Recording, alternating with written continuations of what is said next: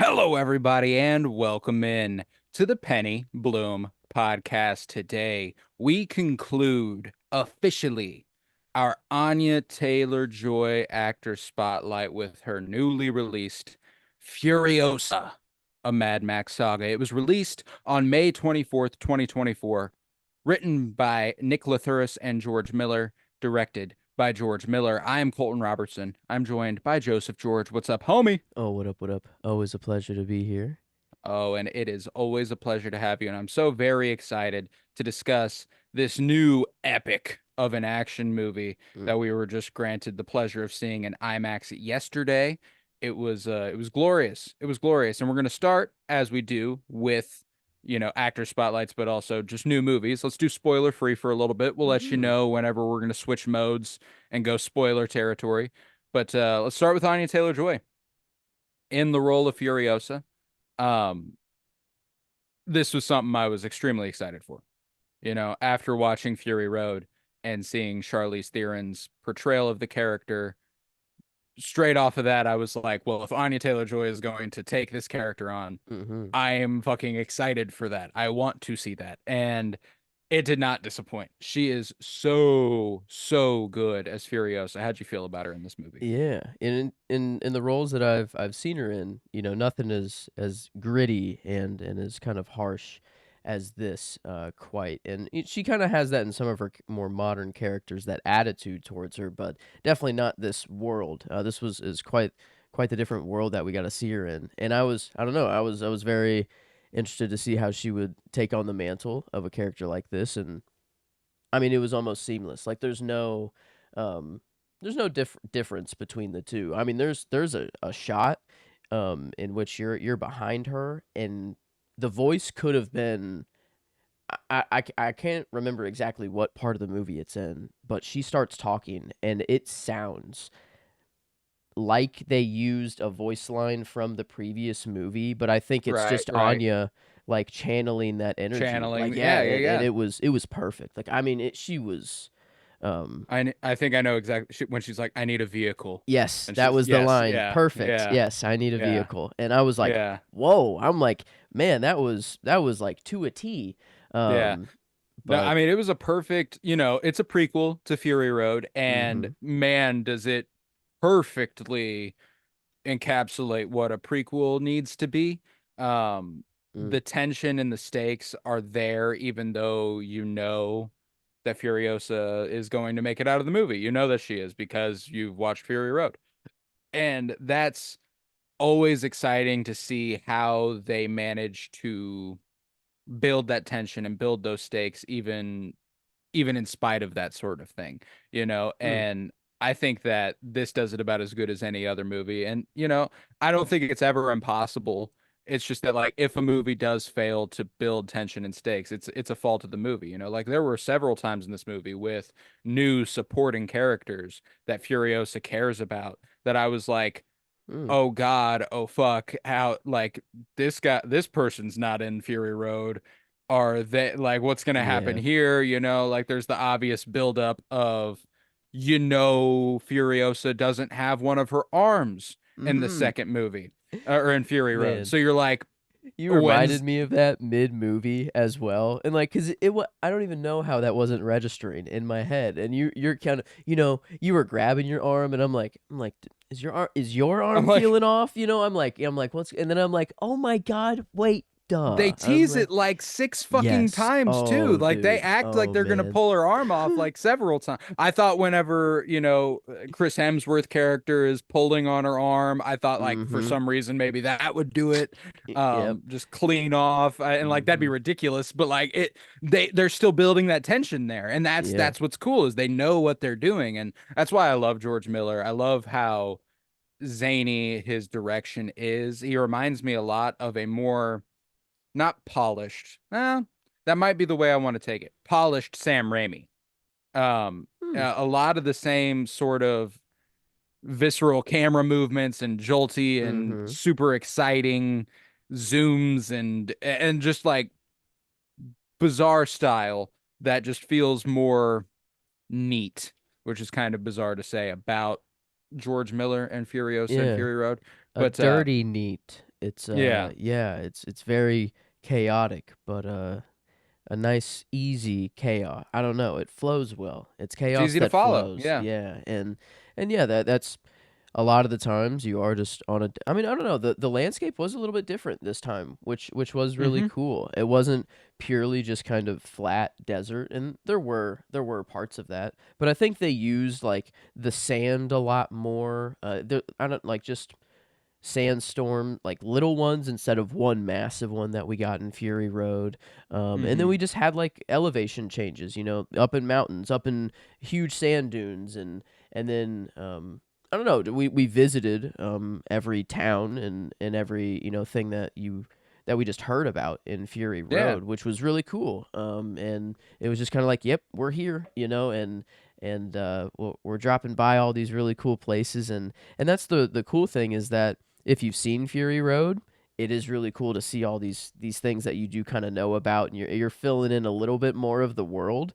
But then again, there's no real attachment. Like it's you can watch these movies completely on their own, and if anything, I think it works much better to watch Furiosa before Fury Road, or I don't know. It kind of just it works either way you go. Hmm. I'm not disappointed that I saw Fury Road first. I mean, No, no, no. And that's typically the way that a prequel works. You are like I'm of the mind that you are supposed to watch the preceding mm, movie before the prequel because it yeah. is a prequel, like there is a lot. And like I don't mean that to say that it hurts if you have not watched Fury Road and you watch this first. I don't think that's the case. I just think that there's a certain tension that you get out of knowing what comes. There's a certain sorrow in this movie that you experience that someone who has not seen Fury Road will not Mm. because of the promise um to make it to the green place.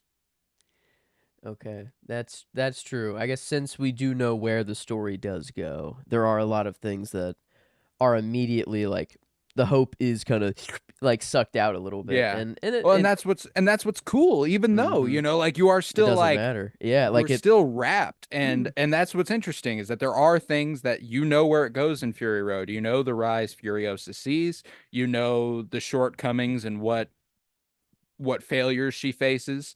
And it's cool to think of Fury Road as almost small compared to this movie. And actually, yeah, I'm not almost small. It is it small compared to is. this movie. Like this is an epic in comparison to Fury Man, Road. is Fury Road Um, like 2 days? Like yeah, total? Like Fury Road. I think it's a little longer. I think there's little time skips. But like we're talking max a couple weeks. And I'm maybe, sorry if yeah. you can hear my dogs just pounding the Hmm. fucking floor upstairs. They're But running around. But yeah, Um, maybe a week or so, like a couple mm. weeks. But here, I mean, we go from Furiosa as a child. We get to see the green place off rip, Yeah, I which think was we I was think really we do a cool. 15-year Yeah, journey it's here. Um, damn. Yeah, I mean, and the slow rise and everything. Like we talked about it during Fury Road. Like, man, what a cool backstory that Furiosa would have. Like it like putting herself into the system and slowly rising to the top.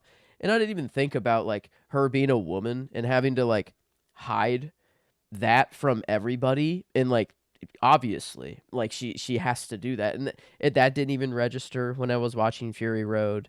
A lot of just things that like I mean are obvious, and like yes, she loses her arm, and yes, she's a woman and she has to hide that, or like these things that I should have been thinking about but I just didn't until well, this and it's movie interesting comes. too because come Fury Road, she's no longer hiding that Mm, because of what Praetorian Jack takes her on, and like she proves her worth as a yeah. Praetorian, which is like um Mm, that's interesting. So mm, like she had to hide because she was initially brought in as a wife, mm-hmm. and she was going to go through that system. She escapes, shaves her head, and hides as a boy for years. And I think that that's super cool. She had to go through a little Arry Stark era Yeah, here. Um, yeah. where It, and I dig that, like even whenever that guy asks her, why it's just piss. Why are you hiding to go piss? Like it, and Like it just reminded me of Arya Stark in Game of Thrones, Mm-hmm. that stretch there where she has to go deep into the woods away from everybody to go Yep. take a piss. Um, Yep. but And luckily, I guess we're kind of getting into spoiler. I don't know. I don't want to spoil yeah, too many we'll things, go but spoiler territory now. Just but I don't know. It was just kind of perfect that she got the job. The role that she got was fully suited up and like had a face covering on, just to mhm. lower the gate or do whatever. Like that, you're fully covered, and then just smart to be like, yeah, I'm mute. By the way, I don't talk. And that helped conceal her identity a little bit there, which was nice. But yeah, I mean, and then the whole ploy of the hair cutting off and knowing like I kind of wanted to ask you, did she know that Big Brother, who's the Big Brother? Rictus. Yeah, Rictus. Did she know that Rictus was gonna come and take her in the middle of the night, grab her hair, and then she was going to use that to escape, or like what, like what? I don't know, cause like it was very clean in that like he was like she used it. I don't know, kind of just like slipping like a Yeah, yeah, jacket yeah. off or something. I don't know. It was just really really cool. Rictus did display a certain fascination with her hair prior to that. Uh-huh. So, and a specific fascination with her. Mm-hmm. And they obviously don't take it here, but it's obviously really fucked up. Yeah. Um, Yeah. And I'm and glad they did was only the hair and that it didn't yeah, like yeah, progress, but go anywhere else. I felt like that was the That idea was that they were that was definitely the they idea. were And pushing. Yeah. so I think that they're just showing that Furiosa is smart enough to clock that. She's smart enough to know Mm. that's not something Rictus is supposed to do.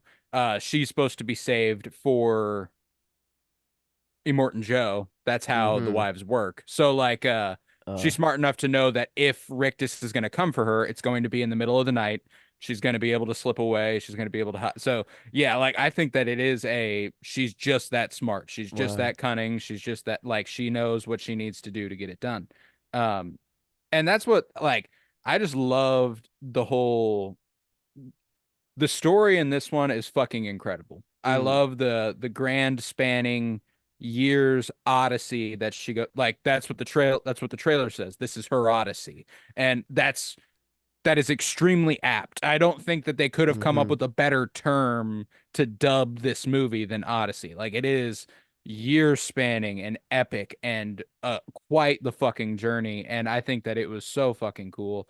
The most exciting part of this movie for me, which I did not anticipate, I thought for sure it'd be Anya Taylor-Joy as Furiosa, is undoubtedly Chris Hemsworth. Dude. Um, Dude. Man.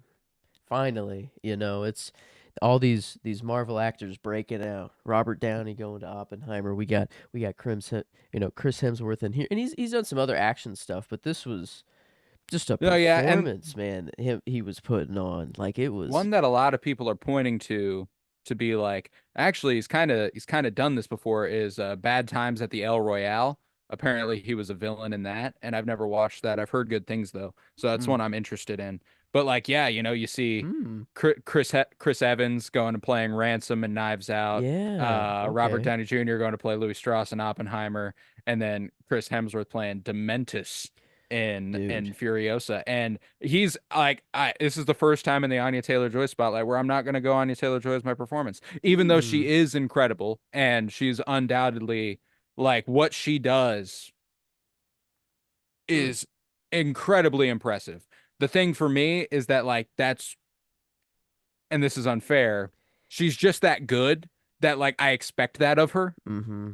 And it's like Chris a Hemsworth, tone down too. She yeah, has to yeah. be that just that straight face, but Mm-hmm. Chris Hemsworth is allowed to. Lady and gentlemen, Yeah, man, he just the question is, do you have it in you to make it epic?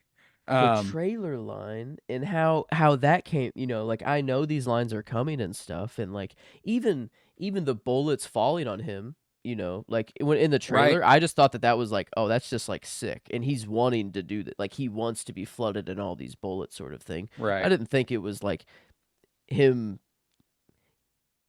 I don't know, losing a whole fucking bullet farm right there, Yeah. and like losing a shit ton of people, like, and then that line right there, like, oh my god, whenever she just Hits took him like a out, truck, oh man, like dude. taking him out to kill him, and like that that whole oh man, like you're right. Like this story is just so much better than the first one. Like that, I think the first one it might just have just better pure action and like just kind of I don't know. Like it was, and that's it's kind of it was simple, and that they could just action it up, and Mm. I don't know. That's the Well, story and wasn't as complicated. Here, it's like there's that's so what's many cool things. is that like even though it is a prequel to Fury Road, they're not particularly comparable. Like even in the filmmaking style, George Miller Hmm. obviously has his flair, he has his thing, but like you said, they make use of the Australian desert in a completely different way than they did in the first one. It's Mm. there's this during that standoff, particularly with Dementis and Furiosa, whenever he like wakes up and he looks over his shoulder and she's standing silhouetted Ooh. and there's like this haze, this like blue to orange Mm. gradient haze in the background that like funny enough reminded me of the culminating climax of Barbie whenever she's in the weird in between Hmm. place with Okay. the founder or Yeah, the creator of creator. Barbie. Yeah. You know, it like kind of reminded me of that, but it was like Hmm. I fucking love it. Actually was like my favorite shot of the movie is whenever Dementis is kneeling across from her and she's standing above him and they're just like there were a couple times with like these Western style one character on Yeah. one side of the screen, one character on the other, and the giant like there was one with Praetorian Jack earlier in the movie, but it was just this one Ooh. had the emotional weight of the journey being completed and that haze in the background was fucking gorgeous. I loved it. And the thing is that where I think Fury Road was really sharp and tangible, this almost felt mythic. And I think that that's Mm-hmm. interesting. It felt like it felt very almost metaphysical. It felt like there's a mystery to it that's like, could this be a myth within Yeah. their culture? Yeah. You said that And as we that's were cool. walking out of the theater, and like saying that this is post Fury Road, talking about Furiosa, Hmm. and the legend of her.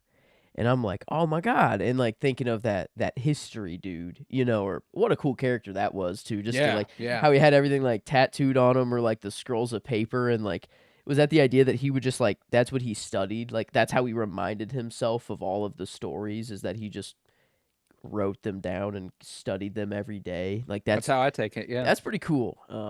Just a cool character, but then like at the end of how did Dementis die? We some say that it was just a clean shot and they wanted more than that, and some say that she was brutal and dragged it out. But Yeah, it was more poetic yeah, than that, but I believe he says. but the truth, Um, yeah, and then and even the from truth, her own mouth, yeah, from like, from and her own lips, yeah.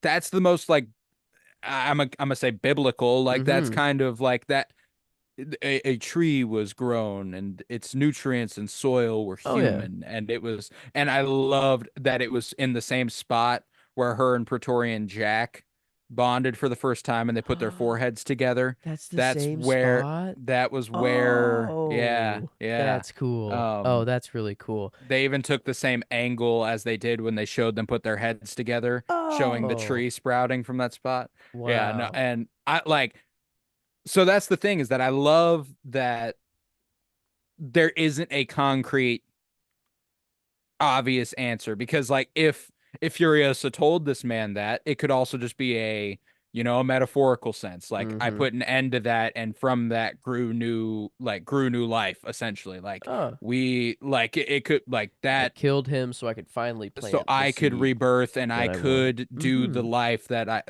could lead the life that I wanted to lead post that um Also, whenever her hair fell, whenever she was escaping, and then mhm. the seed fell onto like a stick, and then like the stick grew. It showed like the time lapse of the tree growing, and then like it eventually became. Was Mhm. that was that the seed was No. there? So No. that was That was okay. just that branch growing into a tree over time. That was just to Okay. depict a time lapse. Okay, I didn't know if Because like she holds on to the yeah, peach pit. that's what I was kind of like. I'm like, oh wait a She minute. puts it in her mouth before she does that. Yeah, So like that's why I didn't yeah. know if like if that was the idea that just the seed being there gave it life to grow, or if that stick was just gonna grow anyways. But because whenever she had the seed later, I was like, wait a minute. I'm like, is that not the tree that grew already? But I'd much rather have a Dementis peach tree. And like Right. the thought of him like laying there and like it's keeping him alive too, and then he sees the fruit that's being grown slowly, and then it is taken away from him, like the torture that would I don't know, that Yeah, is that would be. yeah, like that is I like that that's the death that she gave, or Hmm. that is like the metaphorical Oh, I whatever. love that. Like Um that was, and that's why like I truly think that there is a future for me where I do like this more than Fury Road. I think that Fury Road is more exciting. I think that it doesn't take as long to get going. I think that, but mhm. it's a completely different movie. There's a reason it doesn't take as long to get going. You get dropped in. We're starting this journey. The journey's gonna like Mhm. literally what she's going to do at the end of this movie, the very end of this movie, is the beginning of Fury Road. So like Yeah. To watch these back to back would be pretty cool. oh, that'd be To like fucking awesome. a monstrosity. I mean, it's I got to am happen, going to do it. Yeah, like I Yeah. am going to do it probably next week.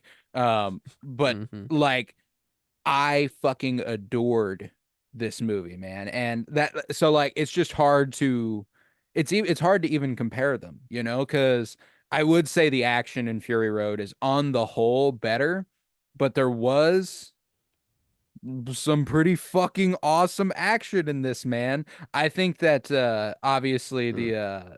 the first sequence, I kind of look at it as the first sequence, the first epic sequence, I should say. There's a lot of action prior to it, but it's when she's sneaking onto the truck and she's holding on underneath, Okay. and Yep. you got little guy in the back who Oh, wants to do the Bobby Whacker or whatever. man. Yeah. Poor little dude there, but I was waiting for that thing to turn on, man, the whole time. I'm like, "Oh, I can't wait till that thing starts to spin up. And when are they gonna use it?" And they kept building that tension. What was it called? Bobby Whacker, I Bobby think. Whacker. The Yeah, Yeah. Bobby Whacker, and I'm like, "Yes, turn on the You don't need Bobby." the Bobby Whacker. Like Yeah. now, she's like, "Yes, now," and I'm like, "Thank God!" And oh yeah, what a perfect like, That fucking um, like squid parachute balloon thing sneaking up on them the whole oh, time and then getting dude, bigger and bigger until it's like actually the trail. Like that's fucking whoa, awesome. And there's yeah, all sorts of shit during that sequence that I think like it's also just narratively really impactful because it's Furiosa proving that she's the ah, shit. Like yeah, she's like, I can do anything that any of these motherfuckers can do. It mm, proves herself to Praetorian Jack. She, like that. And I love the way that, she tries to be like, all right, now you pull over, get the yeah, fuck out of the get truck. out of here, And he's like, okay, boom. yeah. I Like mean, that's a really, and then he stops, he comes back and that starts what is probably the most grueling emotional mm, journey of the movie, which is Jack and Furiosa's connection dude. there. Oh um man, yeah. I don't think I'll go with him as the character, but I wanted to give Tom Burke as Praetorian Jack just at least an honorable mention because I mean it was he came like when he came into the movie, dude was just instantly badass, kind of like a Han Solo, it kind of felt like. And then also, he just like he was there for Furiosa like whenever like I mean, dude like didn't really push the boundaries too hard, was just like, "Hey, like I guess I need another rider or I need another some crew." Join my crew for a little bit. A little forcing there, a little bit I guess, but what else is she going to do? She's out in the middle of yeah, the no, desert, like kind of the only thing she can do. But then and then the moment that he can, he's like, "All right, you're free. Any food, any water, any vehicle, any gas you need, I got you." And it I'm was I gonna don't make know, it happen. Yeah. yeah, was just a real dude. And then all the way down to the end, the final just their I guess not the I don't know, is that the final big action, is the destruction of, Yeah, the um bullet farm yeah, Bullet bombardment. Farm That's what going I called down? it. Man, what a That's my fucking scene. holy Um, yeah, I mean, come I on, dude. like I was fucking riveted. That was the part of the movie that I like cried, which Mhm. is insane because it's just a giant fucking action sequence. Yeah. But it's that tension they're building. I'm like when Jack shuts the gate and decides that he is going to The cover her green escape. flare, Yes, yeah, the green like, flare, go. oh, And oh, she man. drives off, stops, pulls back up. She starts doing the sniping. That was kick ass. Mm. Like, there was just, he's ramming motherfuckers. Chris Hemsworth does the bazooka thing where he pulls the guy out in front of him, lets him get shot, and then, like, that's Yeah. fucking clean. Like, it was just such well thought Mm. out, well done, easy to follow, well edited, well scored. I love the score of this movie. Mhm. It's just it was they had it in them to make it epic, Oh, they like did. And like it you thought Praetorian Jack, like, he's going out, like, he's just gonna kinda ram into the thing, and it's gonna blow up, and he's gonna go, and, like, bro it's goes all out gone, sad, bro. and it felt like, yep, I was ready for it, the green flare, I'm kinda tearing up, and I'm ready for it, but then, like, no, they get out, and they're in the like, they both get in the car, and then I think Furiosa's just like, "Yeah, we're good. Like, we're actually good." Like, kind of like a We're brief, good. like, "Holy Yeah. shit!" Like, "Holy fuck, we just did that." And I don't know, it was just, I felt like not a fourth wall break, but kind of like, well, you didn't expect that one, like, that's uh, kind of what I expected to happen. Kind of didn't. I don't No, know. yeah, It was they but the subvert tension was there. expectations as Yeah, much as they can. And that's what's interesting is that like and what's powerful about that is that they continue to build the tension and they continue to build your hope that maybe Praetorian Jack isn't actually going to die during this movie. yeah, And that's because you think if he's going to die, it's going to be at the Bullet Farm bombardment. You like it's going to be here. This is where he's making his sacrifice play. Oh, he made it out. Cool. We're good. And then he goes out sad. He goes out in the most fucked up, dude. disappointing, nonchalant way possible. Um, and Huh. that chase between Dementis and Praetorian Jack and Furiosa, like them following, like him coming up over the Ooh. hill and then being like, "Oh fuck, you gotta go." Yeah. Um, They split, and then, like, I don't know, they all go their separate ways, and like Furiosa has to. Is that that's the end of the movie. I'm yeah. talking about right off That's the. actually wait, That's right before she that's kills yeah, no, that's him. okay. Okay, that's Yeah, right. So it's just when he's in that they're giant just running. fucking Okay. he's in the Yes. big wheel essentially. He And climbs up the mountain and catches oh, up to them, tears up her arm, and yeah. yeah, Oh, the rodeo, and then the rodeo, just like dragging it out yeah. for so long, and even he doesn't want to do it. It feels like, like Dementis. That's What a cool kind mhm. of character, like to Dementis is like my favorite antagonist in a movie in a very long time. yeah. Um, An antagonist that there's knows he's doing wrong for the long game to make it good, it because he's just hateful. Like there's not even I don't even think he has a good goal in mind. I think he wants to accrue as much power as he possibly can. okay. Like he was soured obviously because of his children dying. That seems Mm-hmm. to be the initial okay, he's gone, he's done. Yep. I love the relationship he has to Furiosa, at least in his head, not the relationship Furiosa has to him. Mm. Um Little D. Yeah. Lil D. She's like his surrogate child. Mm-hmm. His children are gone. I'm gonna raise Furiosa. This is gonna be my new kid.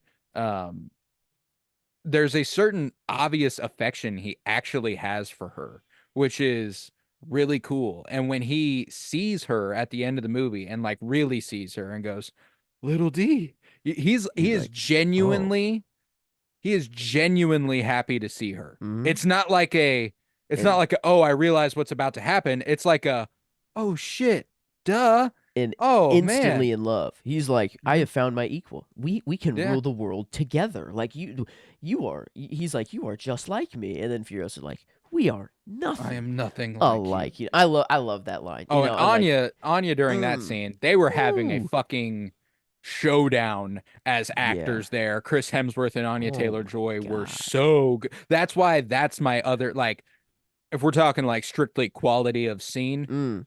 that's probably my favorite scene in the movie. I mean, I think That whatever one you go with, I'll go with the other one because I'll like, take Bullet Farm just because it was my gut, but they both, like, these are the two scenes in the movie that made me cry.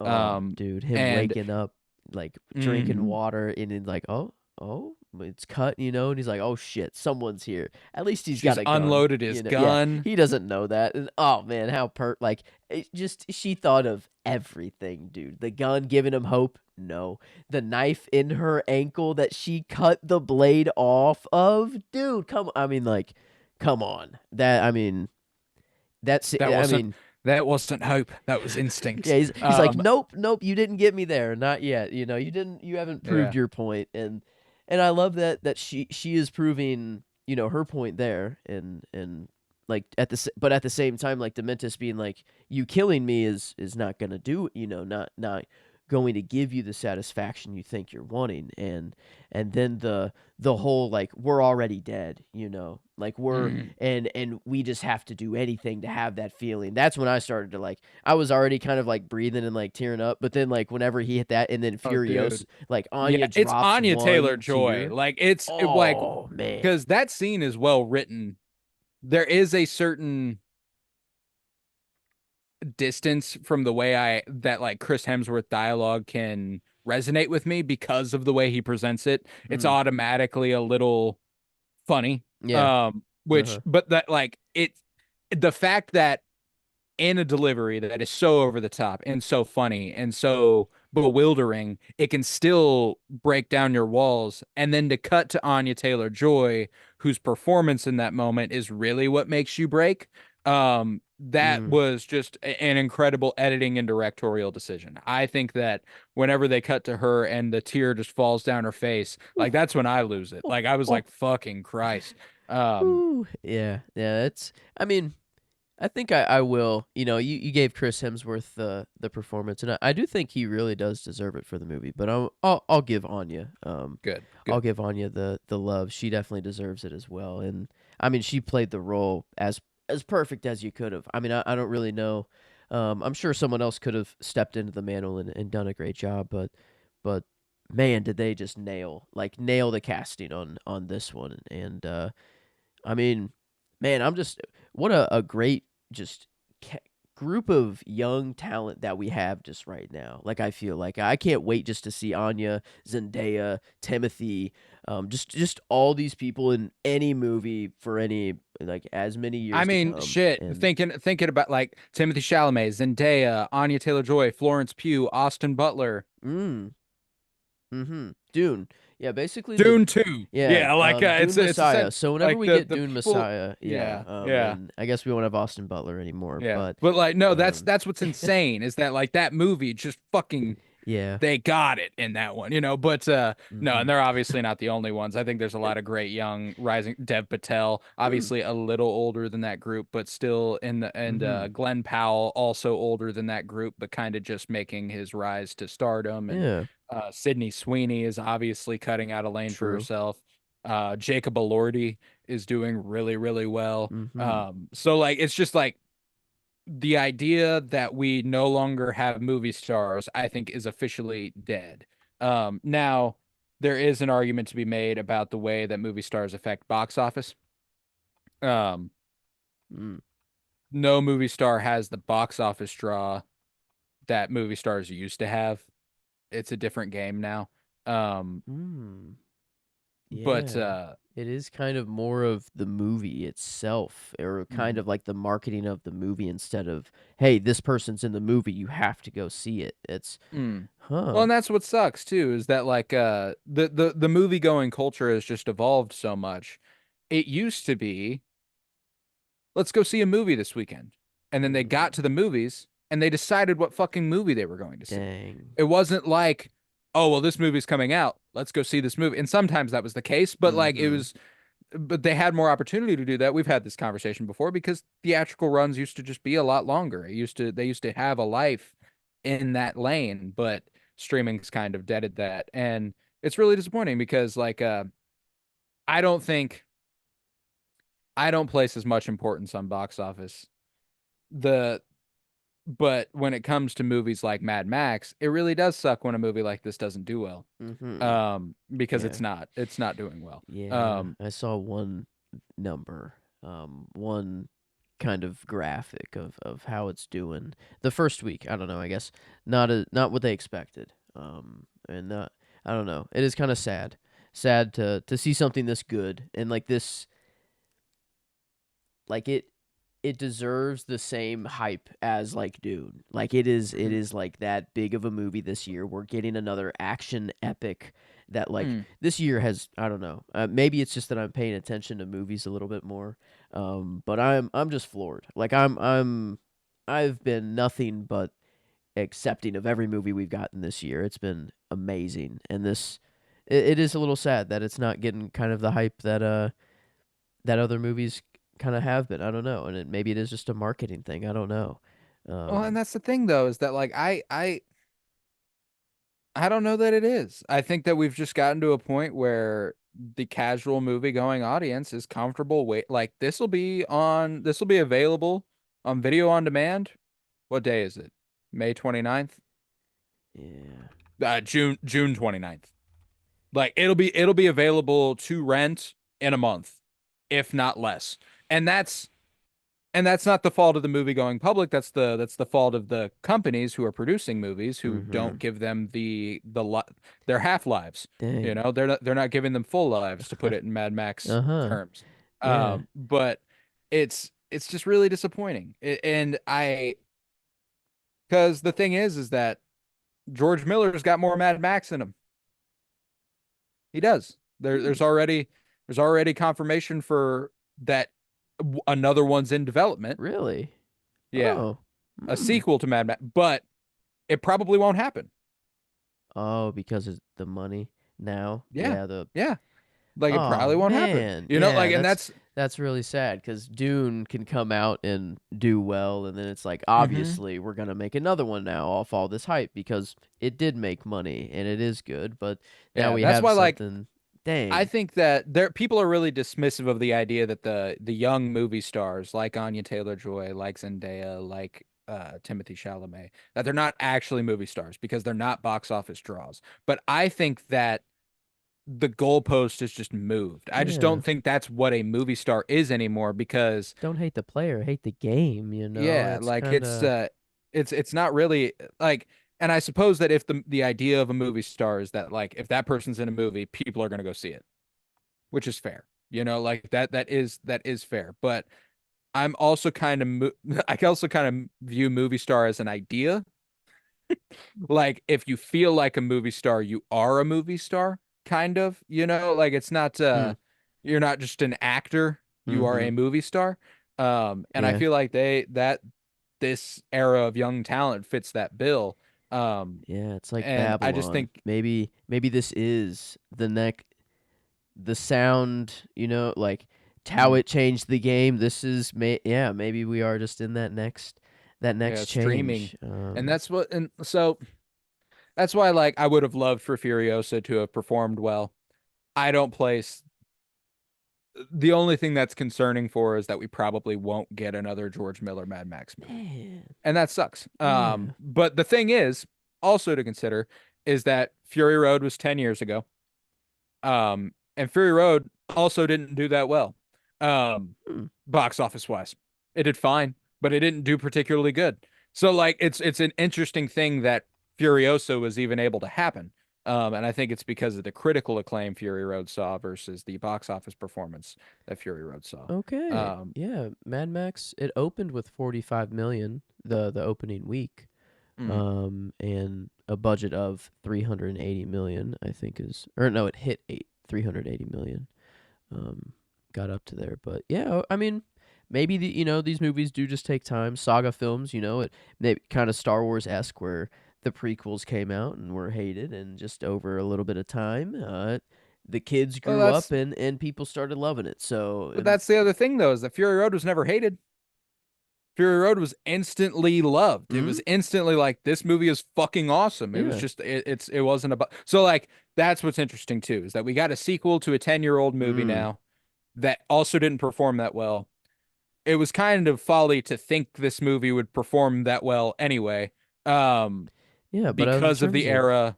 quality though, like we're Oh yeah, there. no, Yeah, and I think if that's you've why it seen the doesn't movie, matter. yeah, Yeah, if you've seen the movie, no one's come out of this being like, "Oh man, what a disappointment on the Mad Max saga." Like, man, yeah. we really didn't get a good one. No, everyone's coming out like there were takes that people were like, "Oh, that this is I already put it above Fury Road," which I mean, I think now that I've talked it through, I think like story-wise and just cool, like of what happens in the movie, if I'm going for emotional resonance and like that's the movie I want to go for, this wins hands down, like over Fury Road. I think there's Um, just a lot more interesting character work in this one. yeah. I and it's it's hard it's just hard to compare. Like, and Mm-hmm. that's so bizarre to say in a franchise that is Yeah. under the same, Man, what a like, and that's they're why it's so exciting. different. Like, Yeah. that's why it's exciting is because I think that the Mad Max saga is the closest thing we have aside from Star Wars to like modern myth making. Um, like, I think that there's this, Hmm. obviously Star Wars has a lot more of a connectivity to it and a much more intertwined universe, but there's this really interesting thing about Mad Max where you literally don't have to see any of the movies to watch any of the other movies. You Hmm. can watch any Mad Max movie Yeah. and it will work on its own. Um and that's cool as fuck. It's just kind of like this Hmm. Australian mythology essentially. You know, like We don't even know what's going on in the rest of the world. This is just Australia, you know? it'd be hysterical if the rest of the world is just like fine. Yeah, Mad Max, Africa, and it's just like chilling. Like everyone's, it's just Yeah. like developed society. Everyone's Yeah, prosperous. It's America's I over don't here know, like, like what the fuck is going on in Australia? maybe You it's know? like their reality TV. Maybe they just they're watching in from the satellites and they're Yeah. taking a view. But no, I mean I think maybe the difference between Fury Road and Furiosa is that like Fury Road is like big payoffs. There's like big emotions that you feel because like at the very end or because of a massive action sequence. But Furiosa, there's like there are those big chunks, but there's also just these little nuggets they give you throughout the movie Mm, of just like, wow, like man, Furiosa is truly earning the character and the legendary mm. status that she has in Fury Road. And just those little nuggets of her experience and her just little rise, it feels like it's I don't know, the tension is always building and you're getting a little present as the movie goes on and it's just I don't know, it feels a little better while you're watching. I think there's a level of personal personal payoffs in Furiosa that you don't quite get in Fury Road. Not that there are no personal payoffs in Fury Road, but the payoffs in Fury Road are going to improve because of Furiosa, Mm, which is also really interesting. Knowing that she came up through Dementis and then through Immortan Joe, and then we're going to watch her dethrone Immortan Joe and rise to the top of the pyramid. Like, mhm. that was already cool. That was already really cool, but it was more because of the broad stroke idea of overthrowing a tyrant. Yeah. It was more because of the revolutionary spirit of being like, we need to unseat this person in power. We have a couple badasses. They're fighting for a good cause. They're protecting the mothers. They're trying to protect, they're trying to make it to the green place. Mhm. And like that's cool. Like that is all sound and like it's very, very good, but it's more of a grand goal. It is more of a broader payoff than the personal payoff of getting revenge on Dementis in this movie. Mhm. Whenever she has the power to look at Immortan Joe, grab him by the arm and go, "When you find him, he's mine." You Yeah. know, like If anyone it's else not does that, even they die, you know, yeah, like that. like and it's not even a question. Immortan Joe doesn't it's Mhm. not like he's like you have the boldness to put your hands on me and talk to me whatever like no, he's like nods Yep. and walks away, you know, like, and Like that's fucking respect. cool. So like that's Yeah. why I do think it's bizarre to think about these movies uh, against one another because they just work so well as a pairing, even though they are not Mm. even remotely. Yeah, similar. because Immortan Joe in the last one, we barely got anything of him really. It was just kind of like the visual of him and like he's on the attack and but like I don't know, it felt like his presence. It was just more of his presence there. But I feel like we got a lot more of the inner workings of Immortan Joe and his whole empire and everything. You know, his sons and it was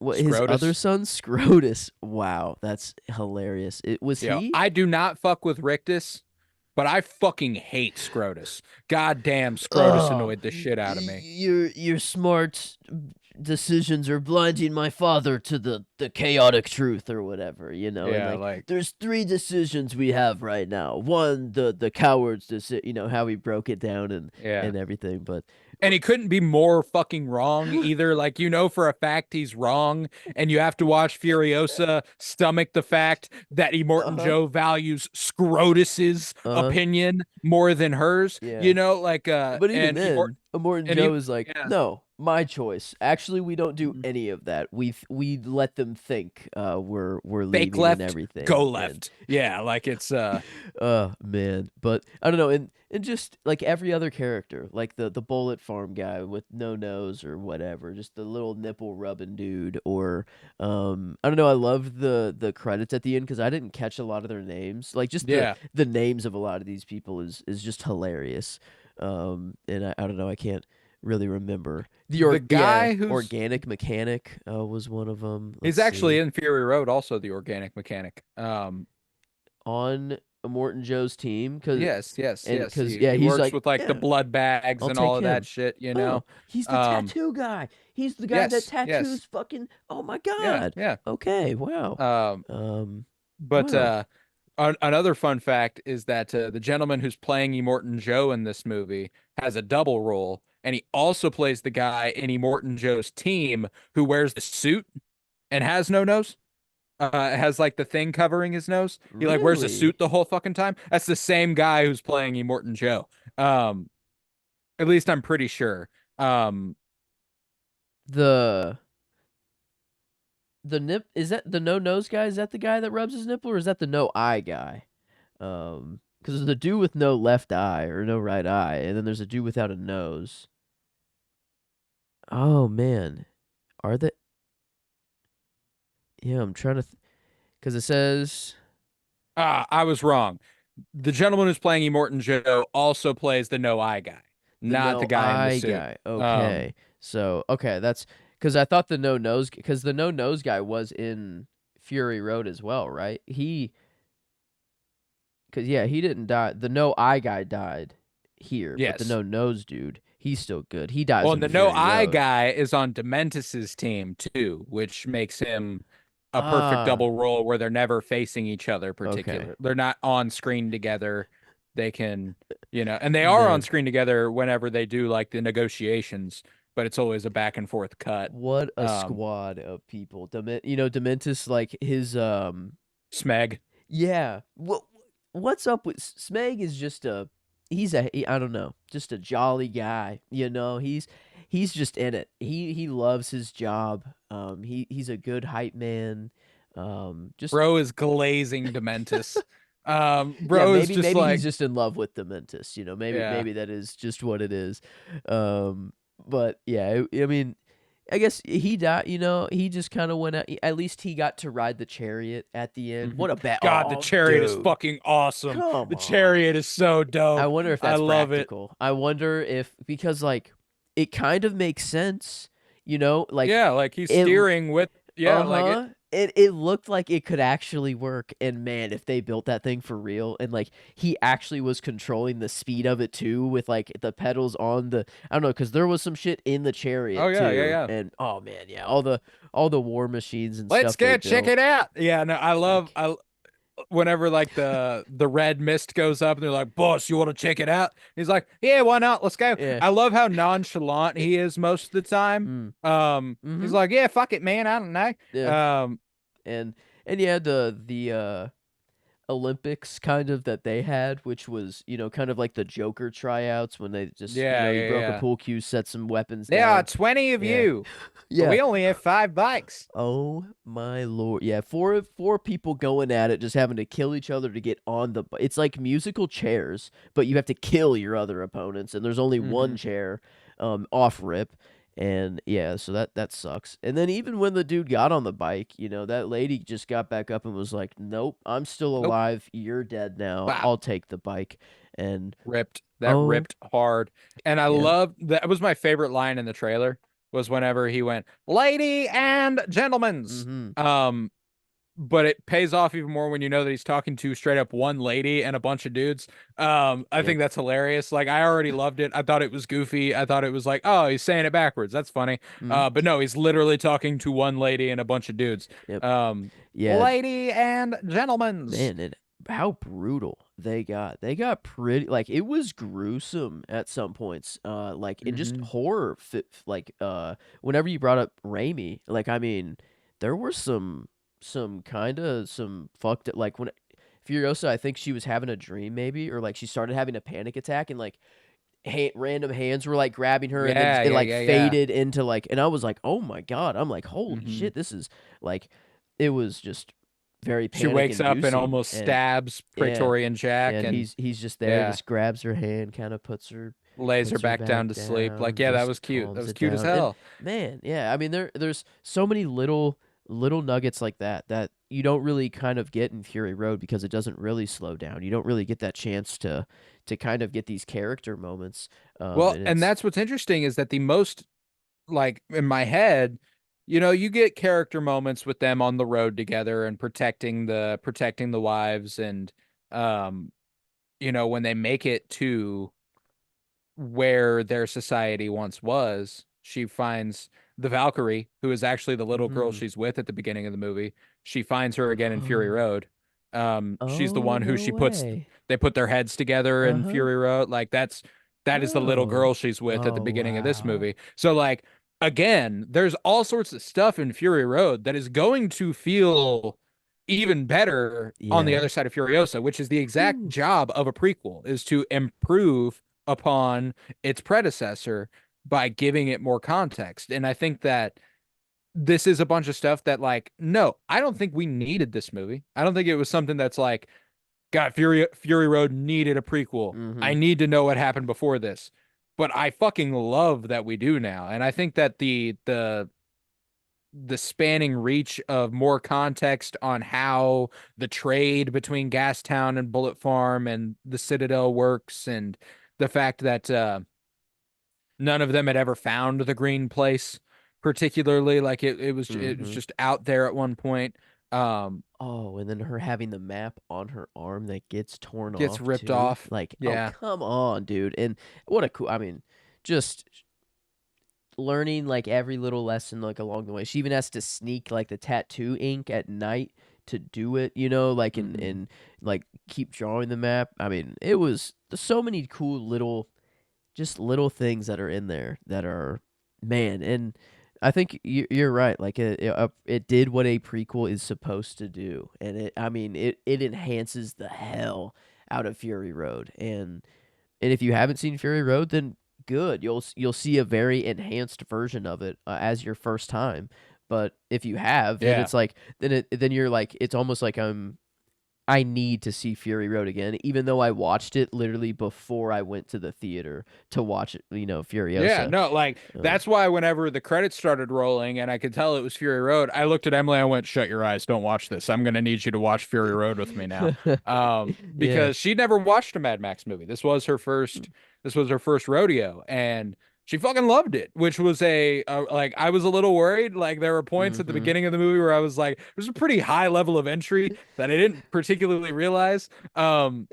Because like if you Uh-huh. don't know anything about Mad Max, it's a bizarre mythology. Like diving in to them in this desert, and then they cut to the historian being like the engine of the motorcycle, and like he's like describing the Yeah. engine of a motorcycle and why it's The historically important. V12 aircraft Yeah, engine perfectly yeah. crafted to yeah, and all these things and Like, and you're going from what was happening before, which was them chasing a little girl through the desert, to that, and it's Mm-hmm. like, what the fuck just happened? So like I was worried, but she was like, there were points where I was a little confused, but I was like, there were points Mm. where anybody would be confused. That's not Yeah. particularly because you haven't seen a Mad Max movie. Mm. Um, Dude, but oh, a scene I forgot about. Oh man, whenever Dementus first gets to the Citadel and he thinks he's gonna like overtake it kind of right there, and then Immortan oh, Joe is like, or someone is like, just pick one of the War Boys, any of them, doesn't matter, pick one. They pick him, and then I'll have my Smeg do it, yeah, and he and then you. yeah, and then just kaboom, and then it's like, yeah, any of my War Boys will do this, like any of them in the name for Morton Joe, and then they all just get, yeah, they Witness. all just, I mean, man, that was brutal, like very, very, very brutal. And yeah, I don't know. I love just like after every defeat, he gets a little more and more in denial, or just kind of a little more crazed. His like he is like the innocent guy at first, that he is like, oh, perfect, we can take over the Citadel, and we can share all the food, we can do all of it. Like he has the right ideals in mind, but then like the red paint is scattered all over him. He's a little bit tainted now, from his experience, and then he's gray and black when he gets to the or what, did he get to the bullet farm first, or was that actually Gastown, that he was at? Gastown is what he controls for, like, that is what he is responsible, because like Yeah, that scene where they do the whole heist where they overtake Gastown is really fucking strong as well. yeah, Where they're like, they're not believing it. They don't and he's like, fine, fucking kill him then. yeah, And the yeah, like Trojan it's horse, and then yeah, that, I mean, that it was, as far as war strategy and tactics go, it worked pretty well. But as far as just morally and all, the dude, yeah, who, that one dude, that like the leader of the weird killer, like, I don't know, he was all in black. I think he was the dude like flying the huge kite of yeah, the yeah, yeah. tentacle thing. And he was just kind of like a boss within Dementus's crew, like that one dude was Mhm. like, no, I only answer to my dude, my boss. And oh, I don't know, what was his name? Um, the people leader? That doesn't sound. Is that him? That doesn't sound right. Vulture? No, I don't know. But that dude was really cool. Just a cool character design. And whenever they did pull out that massive kite tentacle monster thing, it had me think of like, damn, did people used to make those back in the day and just scare the shit out of populations of like a city at a time? Because like, I mean, I feel like if we made a kite like that today and flew it over Las Vegas, people would be like, holy shit, the end times are here. Like, and it's just a Right, kite. right. But imagine like 4,000 years ago, seeing that like fly over your little village. Like, I mean, Mm. holy shit, I would do anything, I would do He's actually anything. got a pretty apt Um, name. It's the Octoboss. oh, okay, that's perfect. Yeah, I mean, it Yeah. couldn't have been any better. Octoboss, perfect.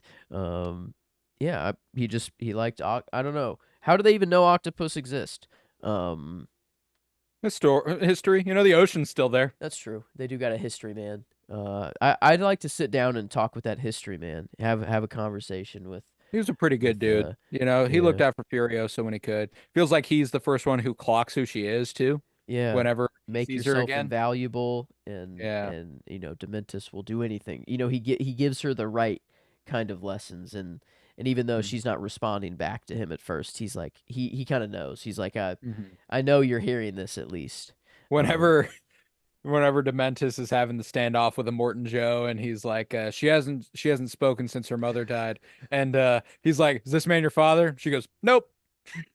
nope, not at He all. killed my mom, actually. Yeah. And Dementus is like, yep, but I did that for her. It made her stronger. Yeah, And you having could the tell, like, I love how insecure and just playing it as he goes Dementus is. He's obviously not a mastermind. He's just getting lucky at pretty much every turn he can. And that, like, whenever he's like, yep, but I did that for her, and that mm, whole thing. There's even his name is always Dementus, obviously, but it's changed constantly throughout the movie. His title. yeah. Um, Like when they show up to to that meeting with the Morton Joe, he's like the red Dementis Yeah, you will because now he got refer to me doused in as blah red. blah blah. And Yeah. then he's like, and now I am the great Yeah. guardian of Gastown, and like all of this shit. Like it's the Kind great of Dementist oh, guardian of Gastown. Like who's it's just Jeff a Goldblum's character in Ragnarok? yeah, The yeah, yeah. kind of just ego, very just Yeah. I don't, yeah, fuck, whatever his name is there, but I don't know, kind of a lot of different characters thrown into one. But I did love that like he knew that he was kind of evil and hateful, but like he kind of was reserved about it a little bit, but not fully. It was like this anti-hero, but still very just villain and very No, like he's antagonist. psychotic. Yeah, like He's insane. terrible, Yeah, like it's terrible dude. and that's what's Um, cool is that like he still manages to be a likable character. Like not I don't love him or anything. I'm not rooting for him. I want Furiosa to kill his ass, but like he's an exciting fucking character. He's like I said at the mm, top of the episode, one of my favorite antagonists in a movie in a very long time. Like I struggle to think of an antagonist I liked this much in recent memory. Um yeah, I mean he's kind of like if a Morton Joe is like Palpatine and kind of the Emperor, I mean like Dementis is kind of like just like a General Grievous, of like he's like a small insert villain, maybe like a Maul, I don't know, but like it's crazy that he has this like such a big impact on the movie, like a well, Morton he's the Joe. most well-formed like far and away more well-formed than a Morton Joe is. Yeah, Like Morton Joe, we still don't really know yeah, anything about him. And I appreciate that we kind of get alongside Furiosa's rise, Dementis's rise, which mm, is really cool. Obviously, he's already the leader of this gang, but all they really are is like a marauding crew. yeah, They don't have any holdings. They roam the countryside and hmm, search for a place to chill and eat. Like they have that village, obviously, and he wears like the white cloak. He appears to be like hmm, almost savior-like, which is yeah. also bizarre.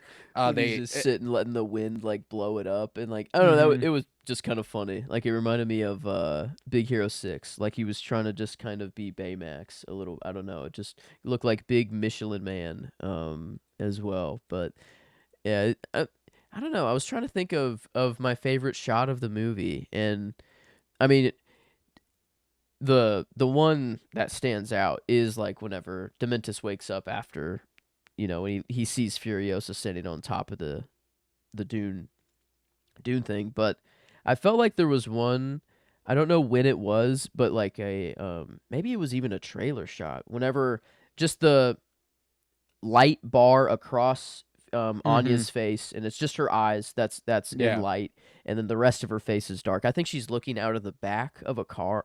Back maybe I think it is a trailer shot. it is. Reversing just the car. I don't know. I recently I've after Casablanca and like older movies that just the light kind of spotlight on people's faces and stuff like that. Always hits, Yeah, dude. I love that now. And I don't know. I guess I'm paying attention to it more. So I just really liked that, and Anya, makes it pretty easy on the Oh, camera. I mean, she's just got such So big, expressive eyes that whenever oh when she man, acts, like she doesn't have to speak in this movie. I've seen yeah, a lot of that discourse. It's like Anya Taylor-Joy barely gets to speak in the, they like literally make it a plot point her in the movie eyes, as to why she man. doesn't speak. So Yeah, like, why the it's fuck are she we? can't literally. Yeah, Yeah. it is the point. It's kind of like monkey like Dev Patel and just how expressful they are in their Oh eyes yeah, dude, alone, they are and so oh, and her their face all face greased is up. so Like good. when her Yeah. face was all dirty, and then just the cleanness of the whites of her eyes, and like Yeah, you could just dude. the contrast. Oh man, it was so good. And yeah, Anya looked good, even though it was dirty and greasy and Mhm. whatever. It was I like, saw oh, I saw a tweet that was like, how is it possible that Anya Taylor-Joy caked in mud and dirt is like the most attractive she's ever been? And then like the reply was like, you're a sick man. It's, honestly though, not. I mean, there is something there. There's something I mean, there. like she was incredibly attractive in this movie, a very Yeah. beautiful woman. But that's the thing is that like she's she's just so fucking good at expressing I mean, her physicality in this movie was really strong. She really embodied the Furiosa we came to know in Fury Road. Like by the end of the movie, whenever that shot you're talking about, where Mm, she walks up and it's the back of her, like she mm-hmm. looks like Furiosa, Yeah. and that's fucking cool, man. I I need a think that vehicle. And I was like, they could have used a sound. I don't know. That was the yeah, one line that I'm like, maybe they actually slipped in a little soundbite, but I feel like they would just have Anya. I don't know. I feel probably. like it is just Anya doing a good One thing job. we haven't talked about is the beginning of the movie where it is her mom chasing her down and stuff. Oh, yeah, Um, maybe because I'd rather not remember about it. But well, what I really oh, want to comment on is the performer there, Charlie Fraser playing Mary Jabasa, her mom. mm, Um, Utterly fucking awesome. Absolutely loved her in this movie. Like, have you seen the little meme on Twitter that's like a time at club, impact at club? hmm, And uh, it's like a okay, bar graph that's like they weren't here for long, but goddamn, like okay, that's her in this movie. hmm, She is a fucking yeah, baller in this thing. Like women with sniper rifles, just that's perfect. hmm. But On fire like at she's one point so as fucking well. cool. Oh, dude, Just how write it off. fucking awesome was she? This is her second acting credit. What was the first? What? Anyone but you last year. The Glenn Well, Powell, Sydney Sweeney well, goddamn. rom-com. Yeah, like she is going to be good in a lot of things, I have to say, because my God, was she fucking awesome in this, and she's great in Anyone But You also. I watched that for the first time a couple weeks ago. She's Yeah, super good in that.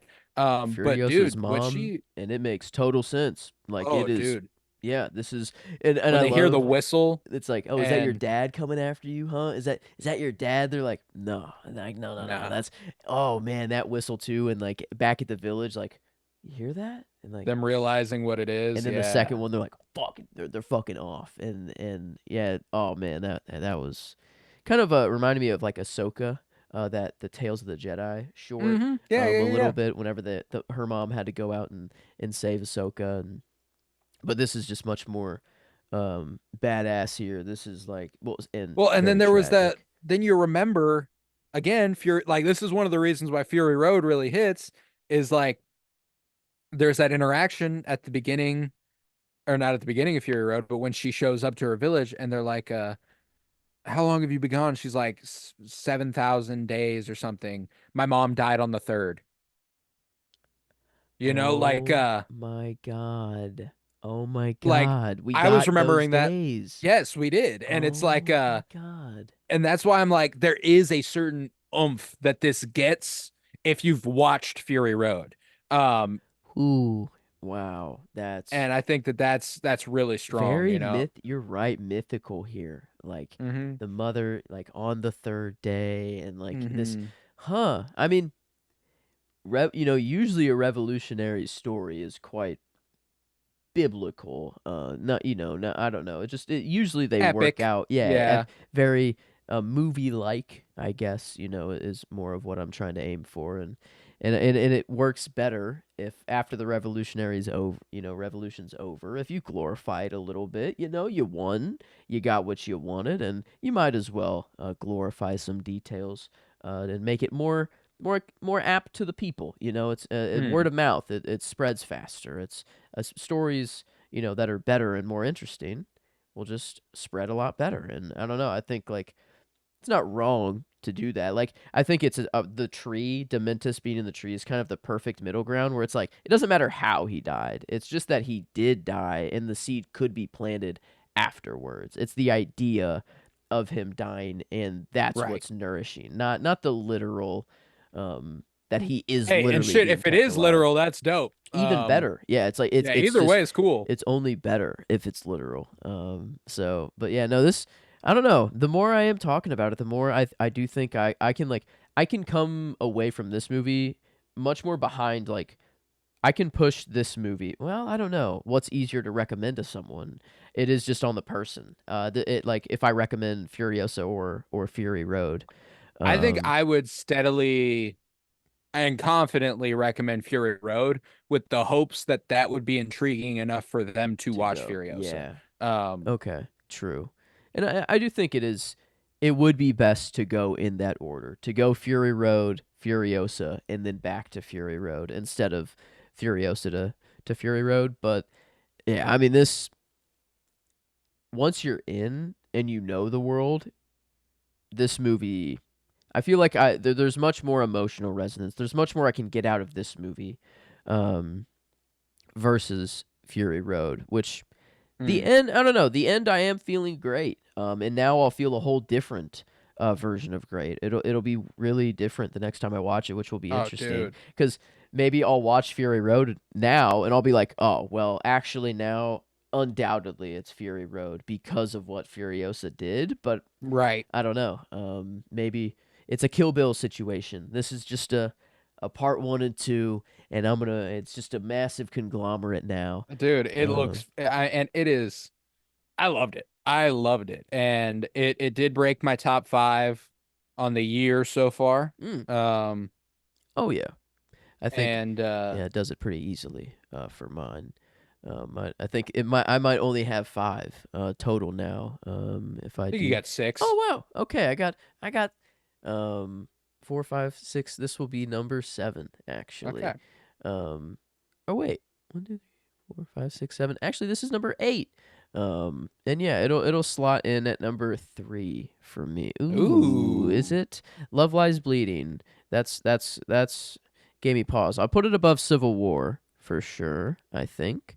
Do you But have challengers in there? oh, I have not put that in this list. Okay, I I have. was like, This is you saying number that's at 3 9. made Okay, me yeah. go. Um, I was like, you're missing a couple. I I know am. you like Dune 2 and Monkey I am. Man, Yeah, but it goes Dune 2, Challengers, Monkey Man, and then I'll put Furiosa. So yeah, 4. I've Um, got it at 5 right now. With challengers, Dune 2, Monkey Man, and Love Lies Bleeding above it. okay. But that could change. Mm-hmm. Yep. Because it was one of those movies where instantly out of the theater, I liked it a lot. And then I thought about it all night and I loved it. And I thought about it this morning and I was like, that movie fucking rocked. I need to see it again. Mm-hmm. And that's so I'm very confident that this movie, it was one of those ones too where I instantly like I love logging it on Letterboxd and adding it to my lists and the gut Mm-hmm. like my gut feeling taking me to certain place definitely went right in my favorite movies ever. It inspired me to make a list that was like my favorite film antagonists Mm. because I was like I fucking loved him in Yeah. this movie. So like it was that and that's why like ultimately I don't know how to compare Fury Road and Furiosa. Like I have a really tough time with it. And it's a bizarre place to find Yeah. myself in because I thought for sure I would be like there's no fucking way this movie's as good as Fury Road. And now I don't even know how to articulate whether or not it can be compared to Fury Road. And that's not the place I thought I'd be in either. So it was just a surprise. I thought I knew Yeah. what I was getting into, and you couldn't possibly know what you're getting into until you fucking watch the movie. And What a strange place we are in, to be in mm, the same world, to be in the same saga, but to have just vastly different movies. Um, and almost, we're talking how like Furiosa is going to strengthen Fury Road, but I think it can also go the other way. I think after a Fury Road viewing, it'll make Furiosa stronger as well. It is yes, just kind yeah. of just this mutual relationship they have now. But even though that they boost each other, one I don't they are so different. And I yeah. also just looked at your 2024 movies list. You also Hmm. saw The Fall Guy, so I did. Oh my god, I have seen more. I'm really bad at logging things. So yeah, I need logging to thing. logging thing. I have purse. That I don't know. That always reminds me when Purse. I'll put Fall Guy. I can't really put it above Civil War. Yeah, that's tough. Um, I can't even put it above Deep Sky. I'll put it above Godzilla though. Fall Guy. I don't know. It was kind Yeah, of. Fall Guy's in my top It 10 was right now, okay. and It I've was watched fun. 16. I've watched Um, 16 hmm. and it's at my 9. So, like Okay. bottom half, Two, but 3, 4, 5, 6, 7, 8, 9, 10. I have 10 total movies now, if I do have everything in there.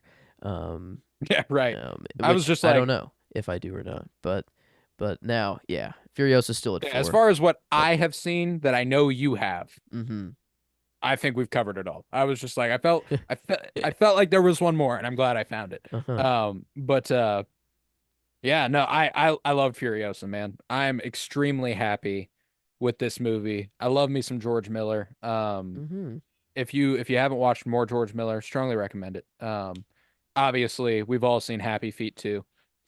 Um, What a man. or What a a man. Happy Feet. What a Yeah. man to go from Uh, Happy Feet to Mad Max. I yeah, mean, I mean, Babe 2, Pig in the City. That's George Miller. Um, hmm. one of my actual favorites, unironically. I've got Cher on display. I didn't even plan on making this connection. Shit. I have a Cher album on display.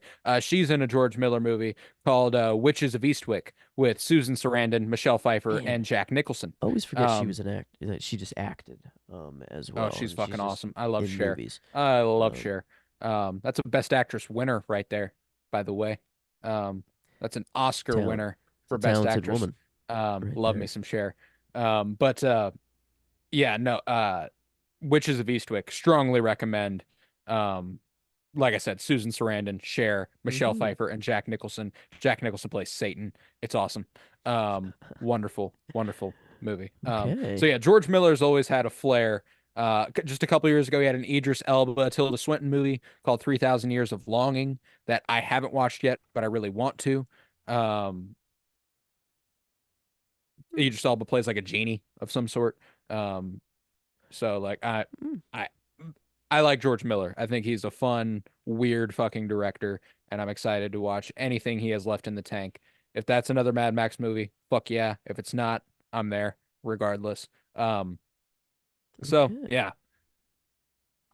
Do we think that's that on the Furiosa chat? I think yeah, I was trying to see if I could bring up anything else. I don't know. Part of a movie that I forgot about, but I don't know. I think all the favorites have other than lines actually. I don't know if either of us Oh have yeah, actually no said our lines. lines Yeah, yes, yet. yes. So maybe there is that Okay. and Yeah, my line was easy. I heard it and I went, oh, like I legit reacted out loud. I don't know if you heard oh, I me, heard. but yeah, Mhm. the history man Mhm. watches Furiosa drive away and goes, "That's the darkest of angels, the Mhm. fifth rider of the apocalypse." And I Yep. was like, "Oh God, damn, that was dope." Yep.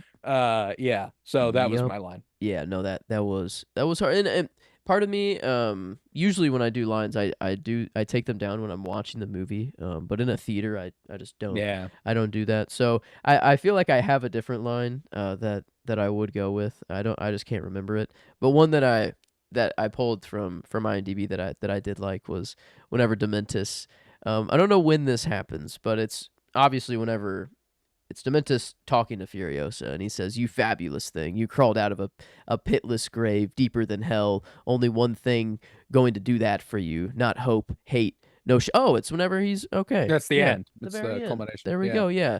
It's one of the greatest forces of nature. Hey, like they're the start. I guess the start of that scene. And Yeah. that's And then he dives for but the knife and he's like, that wasn't hope, that was instinct. Yeah, uh like But I guess the line that I would actually choose from that scene is probably more of like the whenever he says like we're already dead. That like oh that dude, delivery yeah. he delivered it well, and then the cut to Furia like Anya just Mm. dropping that tear was fucking Yeah, that was that was the nice. shit. But yeah. One more shot I want to mention is when her mom was strung up.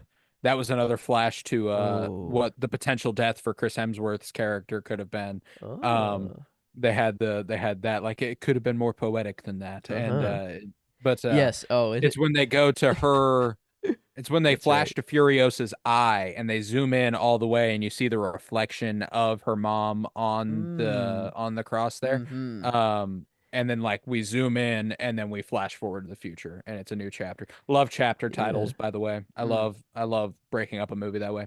So like it the movie just worked for me on a lot of levels. I absolutely loved it. But yeah, Yeah. then I think we can conclude this episode on Furiosa. We'll do the plugs real quick, and after the plugs, we got a lot to do.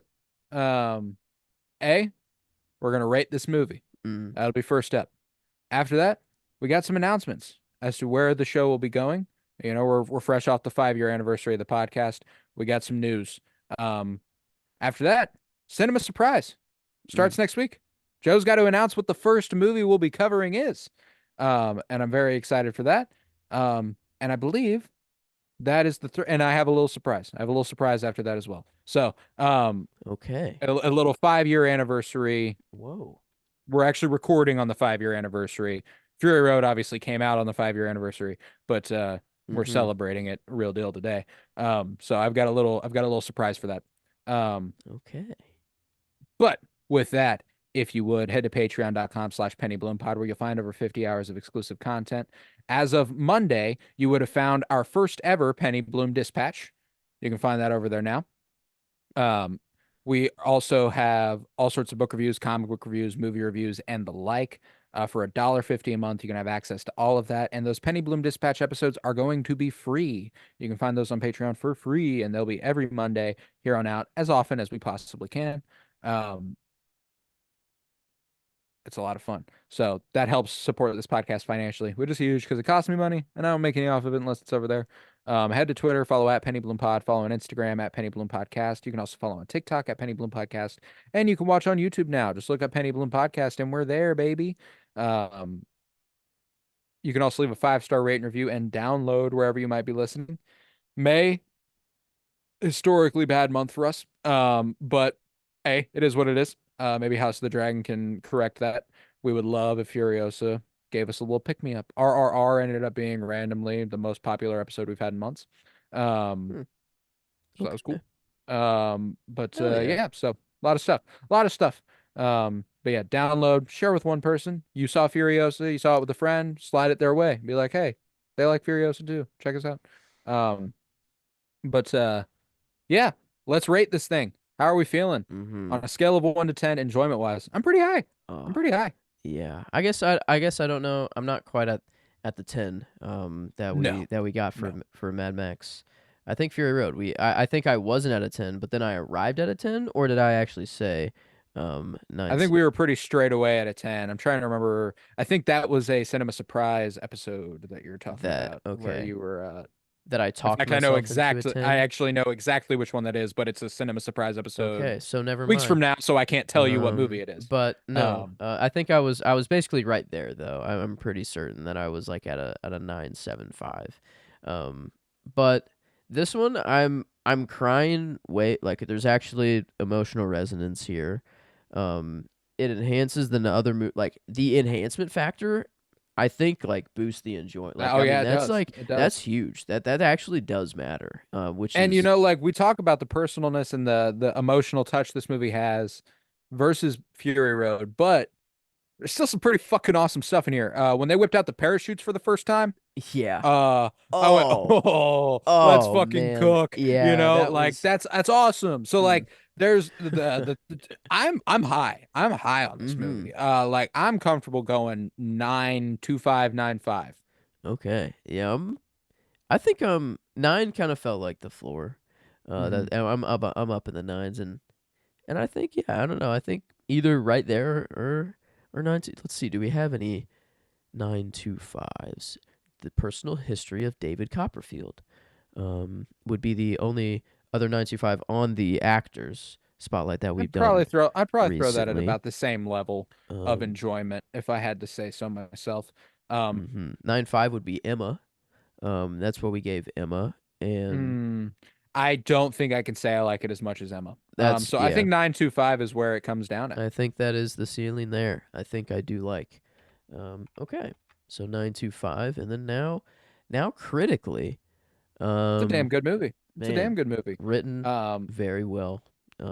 Chris Hemsworth and Anya, thank you, they did their for these fucking thing here. performances. Um, I mean, it did look good too. Like, Yeah, I mean, it. that would be where I hesitate to say it's better than Fury Road. Mm-hmm. And that's a high bar though. Fury Road just looks incredible. Like that's Yeah. and this movie does look incredible. It's a different kind of incredible. So like my gut takes me just below a 9. My gut takes me 8.75 critically. Um, I Hmm. think it's a damn good movie. I think it has a lot going for it. I don't think it's without its flaws. I think that there is there's Mhm. plenty of stuff that could have improved this movie. Like I do think it's fascinating that this movie is as tight as it is, um, for being as long as it is. There are points where I do feel it's a little long in the tooth. I think it was a little slow to get going. I Mhm. think that like, but once it did, and Yeah. that's a strength of the movie. So, All right. 875 is where I go there. That place we have an 875. That would be Lion, back in Dev Patel, and then let's see. I believe was there one more? No, there was not. 8.5 is what we gave Monkey Man. I think I could probably say this is better.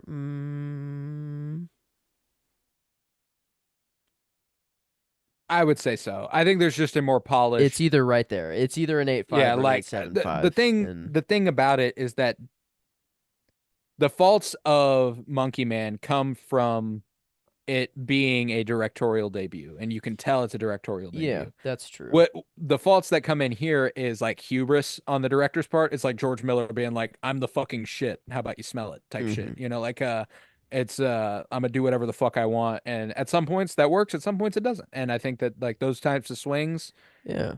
they're nice. So like I'd give it a little bump, Okay. mostly because I also think there's more to like here, Okay. in terms of quality than Monkey Man. All right. Well, with that, it shakes out to an 8.92 or an 89.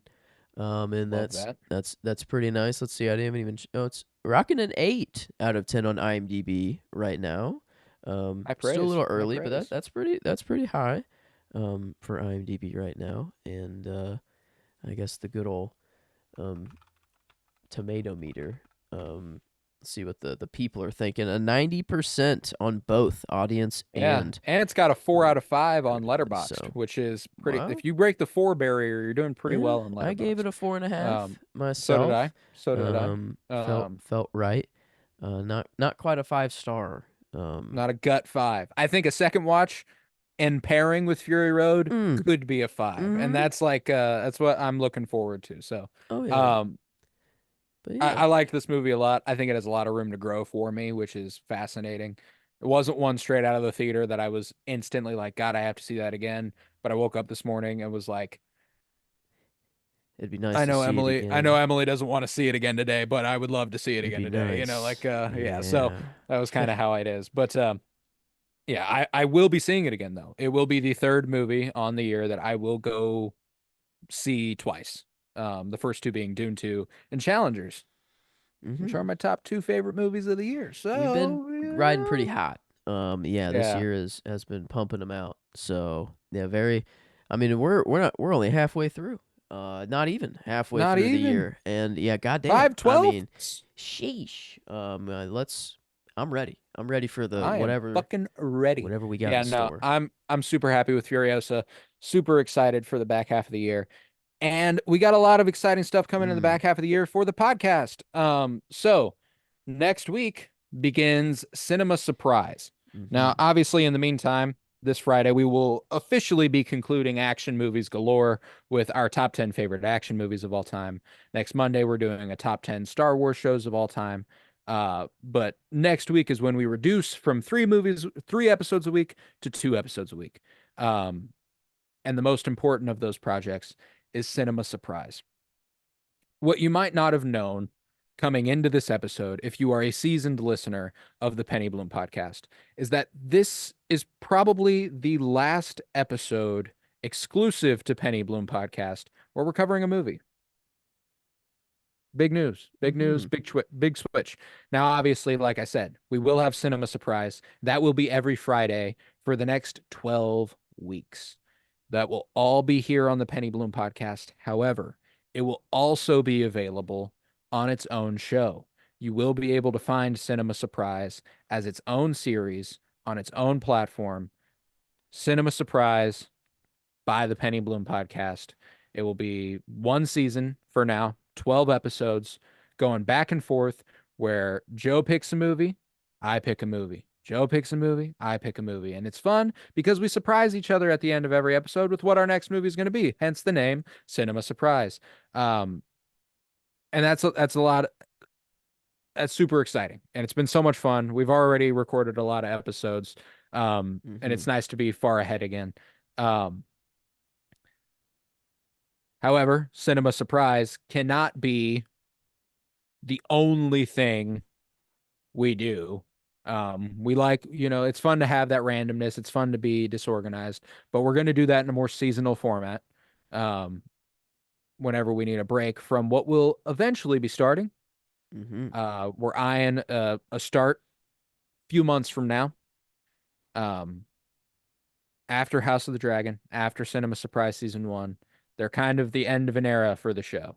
Um, because after that, we will be launching the Cinementalists.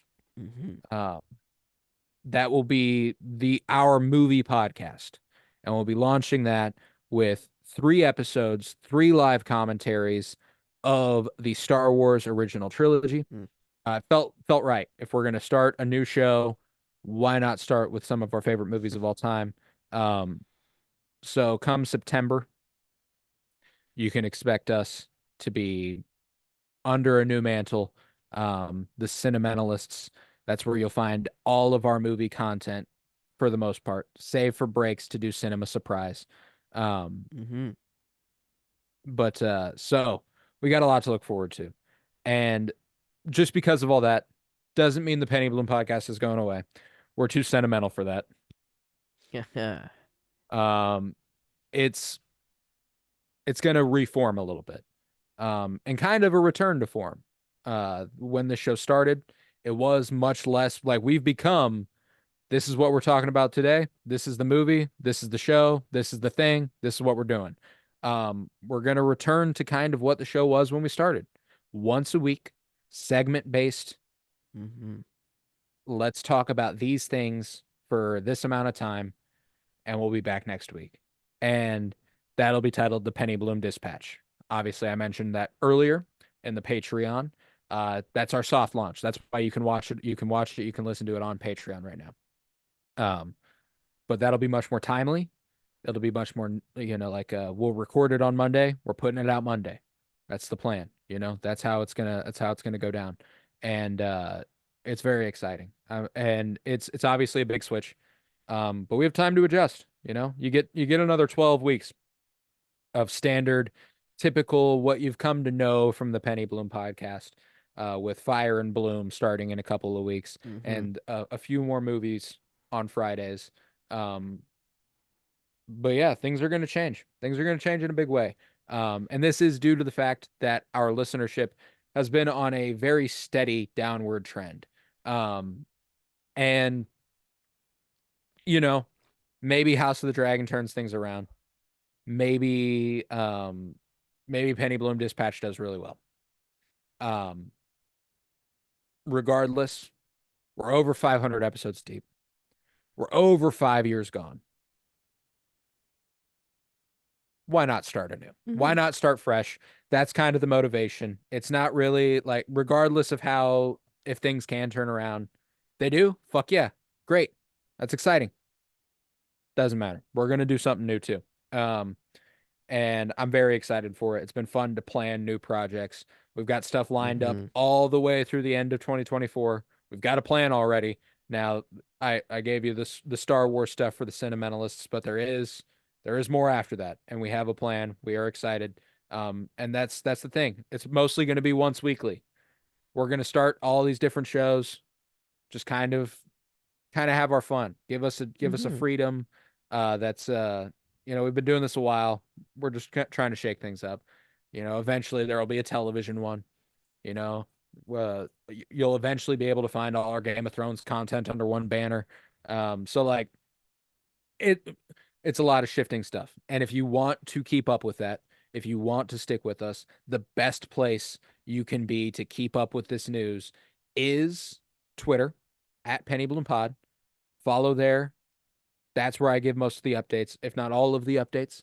Um, and the other thing is that regarding news for other shows, for anything we might be doing, the place to find it will be here. It will be Penny Bloom Dispatch. Uh, my goal with those is to kind of keep them singular. The sentimentalists won't really mention the Penny Bloom Dispatch, Mhm. and Cinema Surprise we'll point you to the Penny Bloom banner, but it's not going to be like if you want announcements, if there's stuff that is happening that's new, it will be on Penny Bloom. It will be on Penny Bloom. So that banner's not going away. Uh, we can't let it go. It's been too long. I was composing the 5-year anniversary tweet earlier today, and I was like, yeah, I love this shit, man. I love this banner, and I love doing this show. So it will change, and who knows? Maybe it will change back. Maybe eventually we'll return to form. Mm-hmm. Um, but you know, it'll be a while. We're gonna give this a shot. We're gonna give it a fair shake. Let it go for as long as we can, as long as we can tolerate it. Um, and we'll see. We'll see how it goes. So that's the lineup right now. Mm-hmm. We've got Sentimentalists coming in September. Um, in the meantime, we've got Fire and Bloom, our House of the Dragon podcast for season 2, starting in a couple weeks on Mondays. And on the Fridays coming up, we have Cinema Surprise, which will kick off next Friday with Joseph's first pick. Now tell me, Uh, Joe, what is well, the first edition of Cinema Surprise? I didn't mean to have this right here, but I do. So I mean, it's just a visual aid. But it's a movie that I've been wanting you to see for quite some time. It's one of my favorite movies of all time. And just I wanted to get it out of the way. I needed just to have you see this movie. And it is my baby. It is Tron Legacy. I figured there's no better movie for me to start out Cinema Surprise with. Just a movie that it explains me, or while you watch it, you'll realize, yes, this is a Joe movie, not meant for everyone, but meant for Joe. And so yeah, I felt that I had to start it off there. It had to be sci-fi, had to be something, and we already covered Interstellar. Back in the day, so I couldn't quite do that. So I had to, the only one option was left for me, and it was Tron. So yeah, Disney movie. We're a kids Disney movie. We're doing it. I'm excited. And I'm excited. yeah. Yeah, no, and that'll be a great way to kick off the project. I'm super excited for you guys to Mm-hmm. hear our episode covering Oh, Tron Legacy. can't wait Um, just to got a hear little it. Daft Just Punk. Yeah, got a hear. little Daft Yeah, Punk not even there. just to watch the Um, movie, just listen to it. But yeah, no, it's there we I'm go. very excited for that. And so that will be kicking off a 12-week odyssey of Mm-hmm. cinema surprise for us. Like I said, you can find it under its own banner, and if that's where you want to listen, hell yeah. If it's not, you can listen here. Um, but it's only going to be this one season of cinema surprise. It is something that we've had a lot of fun doing. Mm-hmm. I'm very confident.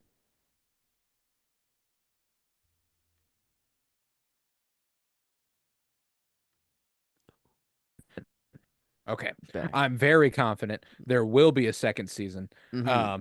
Yeah, no, I Oh caught yeah. it immediately. I flagged it. But I'm very confident there will be a second season, and eventually, that will be on its own banner. It will not be on Penny Bloom Podcast. Mm-hmm. It will be Cinema Surprise. So if you are a listener, you might as well get a jump start over there. You might as well start showing us love there.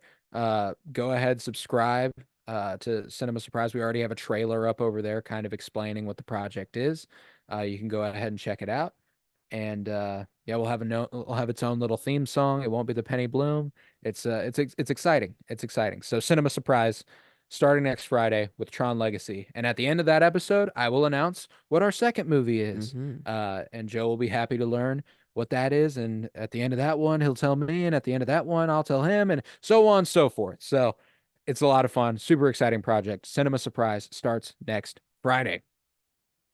Let's see. We did the rating. We Mm-hmm. did announcements. You did your surprise. I have one last surprise to celebrate the 5-year anniversary of the podcast. I didn't have to do this live on the air. I could have done this privately, but it just felt fitting. Mm-hmm. Um, we were just talking a little bit ago about how you've been wanting to do a little bit more of this. So, what I've just done, if you check your phone, is given you a year of the letterboxed patron membership. you can use that money to put it towards a patron membership. You can change the posters. You can do all the stuff there. Um, I'm very excited. Hmm. That's my gift to you for the 5-year anniversary. Wow. Well, thank you, homie. That's very, very, I don't know, thoughtful of you. That's very, I don't know. It is kind of crazy just to think like this long of time. Like it has Hmm. just been such a long time talking, but it doesn't feel that way. Like No. when I look back on it, it's just kind of like, well, yeah, it's just why would I not? It's like I don't there's no it would feel wrong to not just Yeah, sit no, like down we just spent a week and off talk. mic and it felt way too long. Yeah, It was way it too was a long. vacation in Um, which I'm like, man, when can I like record my next podcast? yeah, when's When the next one? can I Yeah. sit down? And I mean, No, so I just wanted to give you a little thank you oh, for riding with me for this long. It's been a lot of fun and I appreciate you greatly. So and we talked well, about thank that, you. like just a couple weeks ago you'd mentioned and I'm pretty sure you got it right. Like that is your Venmo. I think. Oh, I guess yeah. I just don't have my notifications are all off. I gotta check it real quick. But wow, yeah. No, I did get it. Indeed. Wow. Okay, cool. Yeah, that Cool. is there. Yeah, no, that was just Wow. yeah, a Well, couple thank weeks ago you. you came by Yeah. and you gave me the Godfather vinyl and I was like, "Actually, I have something for you too. I'm excited to give it." This was what that Huh. was. I've been planning Okay. for it for a little bit. Well, there we are. Um Thank you, but you yourself and Patreons, all the patrons yes. that did make that. Yes. So yeah, very hopefully we'll get some good content up there. I got a lot of editing to do. I can't wait to edit that dispatch episode. That's the first thing I'm doing today. Once we're done, is getting that all edited and Hell stuff. yeah. So I can't wait to actually get Hells yeah. in that vein. Editing that. I don't know. It's a different kind of editing. So gonna be a lot of fun. Um, but yeah, okay. Well, thank you, homie. I appreciate Yeah, that. yeah. That's No awesome. problem. But with that, we will conclude this episode. We will be back Friday Mm, with the top 10 action flicks episode. We did the whole action movies galore. It's time to yeah. celebrate it.